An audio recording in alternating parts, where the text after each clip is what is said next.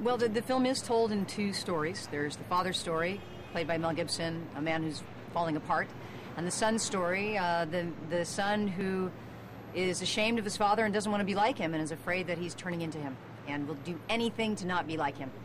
That story, the son's story, I think is some of the most moving part of the film because it's something we can really relate to. Everybody doesn't want to be their father or their mother, and yet finds themselves destined to go in that direction.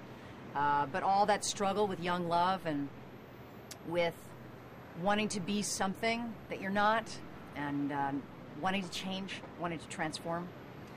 There's a side story that also involves a young girl that he's in love with, who seems to be perfect, who seems to be everything that we're all supposed to be, valedictorian, cheerleader, beautiful, and yet the part that he's attracted to is the part of her that's grieving, you know, the part of her that's hurt, and that the part she doesn't understand.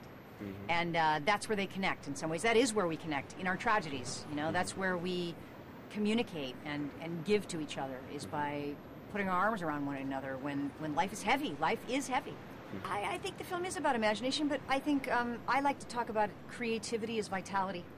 And the beaver itself is the most vital thing that can happen to you. When you're asleep, this man has been asleep, been depressed and asleep, and he believes that the only option that he has is either to die or to live like this for the rest of his life.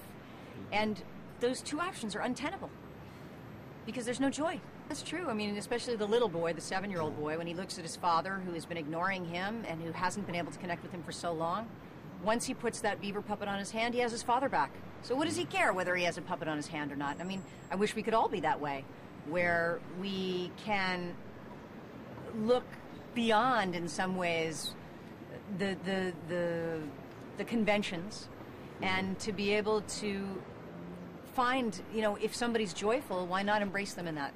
No, there's many other circus movies that were already made in that time. I always feel like I made Flora Plum because I prepared the movie and we got pulled 2 weeks before shooting. So I always decided that I already made that film.